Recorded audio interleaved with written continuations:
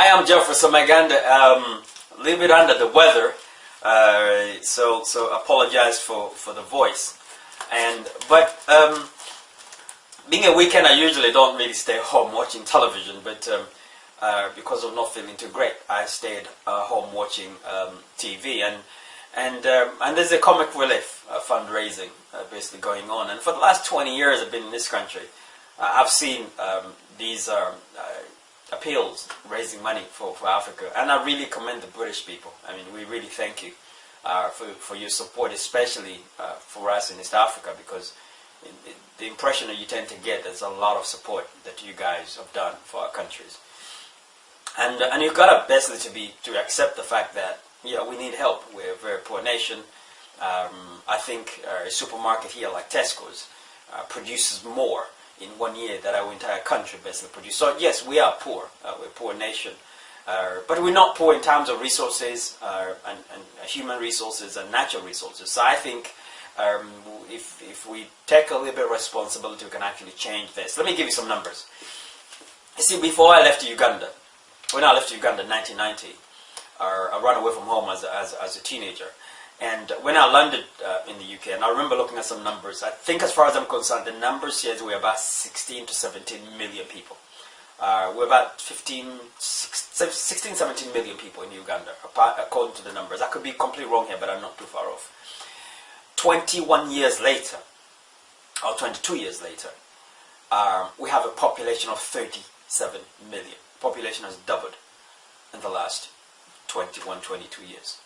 So if you go with those numbers, the chances are we will be 70 million people in about 20 years from now, if the rate as we're producing kids goes on the same. So if those are the numbers we're looking at, I don't think there will be any appeal that can actually be able to take care of our issues.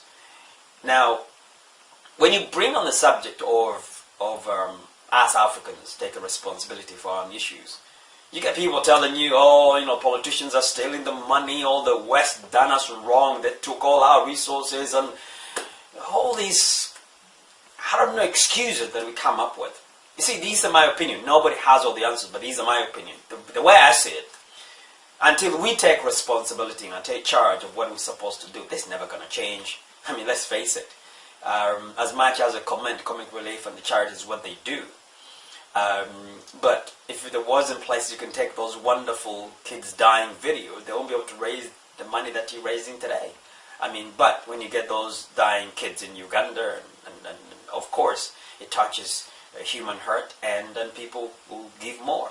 And yes, when you raise money, some stays here in the UK to support the good causes here, which is fantastic, and the rest of it go to support good causes all over Africa. But when it comes down to me as an African, when you watch TV and most of the stuff seems to be within your own country, it makes you feel a little uncomfortable.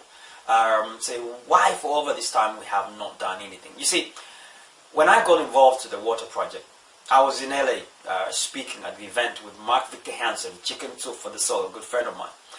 And he was launching a water program, and there was a guy who was speaking on stage, and he said they went to Africa in Ghana, and they spent about, I think, $1,500 to create a water well that actually supported a family of over 500 people.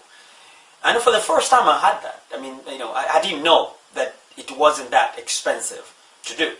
But I was educated.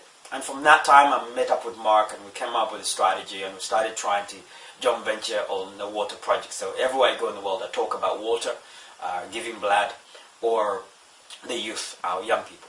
But coming back to this point of us taking responsibility. You see, as much as you go on about politicians steal the money, politicians are us, are Africans, like you and me. They're not people from a different planet. They are Africans, like you and me. So we are the politicians. Fact. So if it's our money that we're putting together to support our people, it's very difficult for our own people to steal that money. Now you might say, oh, they do. But I tell you what, when do you find out that the minister's office or the public officer has stolen money? You usually find out when the money's already gone, not before. Because before you didn't know he was sent the money. You find out later when the money's already gone. But when the money comes from your own pocket and you give it to me, you already know you've given the money to me. You already expect me to do some things. You won't wait for even 2 days to ask me, have I done what am I supposed to be doing with the money? People don't steal from their own bank account. People don't steal from their own pocket. People steal from someone else's. So as long as money keeps coming from the West to come to our countries, and Africans will keep stealing money because it's not their own. And by the time we find out, it's already too late. But let's take an example. I was watching Comic Relief and I said they've given about 1 million mosquito nets to Uganda, I think. But I think about this. Apparently it costs £5 for, I'm an amateur on this, I'm just telling what I show on TV. Apparently it takes £5 to buy one hospital net. So one mosquito net. So 1 million, it would be equivalent to £5 million. Of course the administration costs, logistics and everything, but just imagine £5 million we need to raise.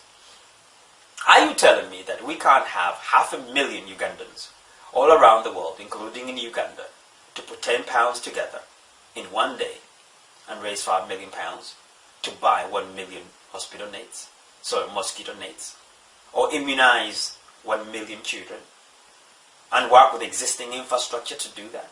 Are you telling me we can't do that? Now we might complain they steal the money. They haven't stolen our money. Your money and my money has not been stolen. No politician has stolen my money. Now you might be different. You give politicians hundreds of millions of dollars and they steal from me. But as far as I'm concerned, I'm a Ugandan. No Ugandan politician has taken my personal money. $100 I've given, they've stolen it. No. But they've stolen a guy from John Smith, who sent it to them from the UK, or from the United States, helping them to do the right thing. Human beings don't expect them to do the right thing. Just put systems in place to make sure they cannot do the wrong thing. And when they do the wrong thing, they'll be accountable to the people who basically gave them the money in the first place. And if the local people are doing that, it's really impossible for you to do so. If the money these people are stealing come from our people, just imagine we have a convention here in London every year, the diaspora convention. Just imagine a politician took our money, and they stole the money, and they came to our convention to talk about the development of Uganda. We'll kill him. I mean, we'll kill him. I mean, how is that possible? We're not going to let him walk out. But because it's not our money, we can't really do very much other than complaining. I'm hoping, as we complain too much about money, I'm hoping that you actually been contributing. Because usually people complain the most are the people who never contributed a penny. The British public, they're generous. The Western people, they're generous. They keep giving. You see, because it's good for them to give. My kids come from school and telling me how they've been raising money for starving kids in Ghana.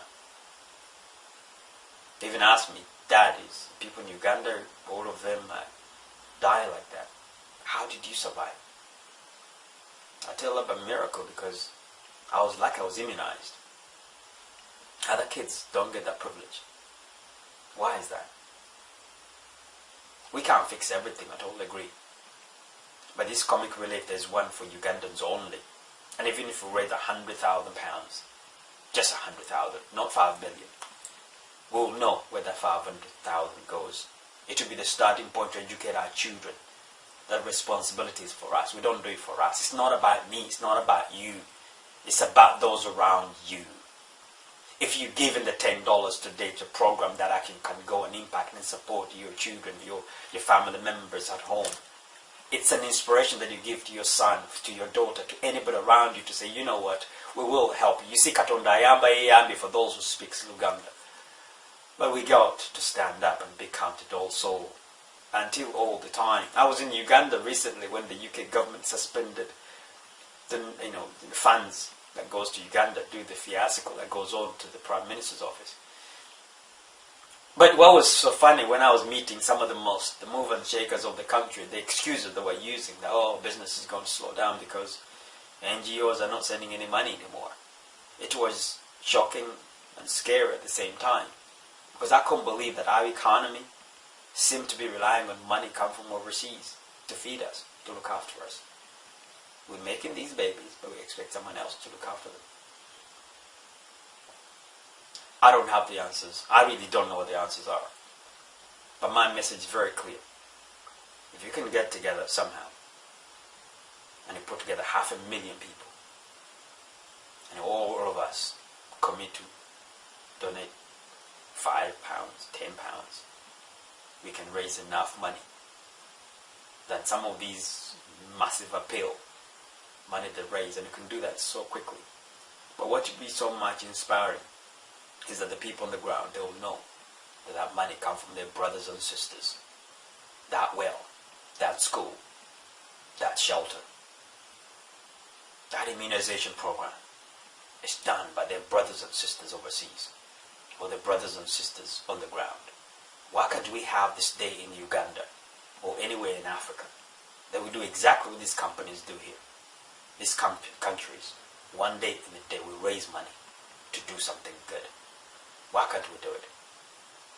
And if we have one already in this country, have more. Each TV channel, I think, has got its own. Even radio stations have their own charity fundraising programs. If there is one, we should have another one dedicated to just supporting. Maybe choose one cause, immunizing children. Maybe that could be one thing we can try to finish once and for all. There's enough funds for a child to get immunized, and it should be low that if you don't get your son or your daughter to the clinic, you should be locked up. You need to change people's mindset. We've got to do something. I don't know what the answers are, but we've got to do something. But I do know for sure that if we don't do something ourselves, you and me, the Africans, the Ugandans, hey, trust me, those TV programs you watch today, people forgot about it. But our kids are dying. Your kids are dying. Our family members are suffering. Our country cannot grow when all these young people, all these babies that we make seem to be growing up in an environment that have given no start in life. Some of us, because we have our own houses and cars and warm houses, or we have our own gated houses, we think we've made it. But I told you, and I told every single politician and the rich people in Uganda, I'm telling you that when you have 37 million people and 20 of those million of those are under the age of 15, you have a time bomb in your hands, whether you like it or not. They'll come after everything you have. You should learn from what happened to the UK a few years ago when kids had enough. These are not even kids, these are grown-up men and women from the age of 18 to 24, just under a million out of work. And this is a trillion, a 3 trillion, $2.7 trillion economy. Our Ugandan economy is about $30 billion. That's the amount of money supermarket Tesco makes in a year. We have 20 million. If this country couldn't handle 1 million kids, actually tens of thousands of those kids, how about 20 million? Even if you have the Chinese army and the US army put together, you cannot challenge, you cannot control those kind of numbers. In 5 years, these are the taxpayers of our nation. These are the movers and shakers of our nation. But the role models are going to be coming from who? From us. I don't know the answers. I'm just rumbling on. I'm not feeling too great, and I thought, let me just post anything. Because sometimes you just feel like, we got to do something. We need to do something. You and me have to do something. If you think there's something you think we can do, just send me an inbox. Email me on my email address, Geoffrey@gsemag.com.